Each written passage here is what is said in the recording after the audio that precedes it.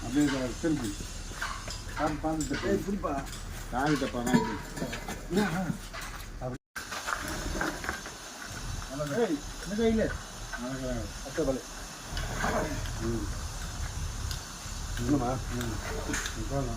இந்த தகவை இந்த கல்லு நல்லா நல்லா நடந்து வை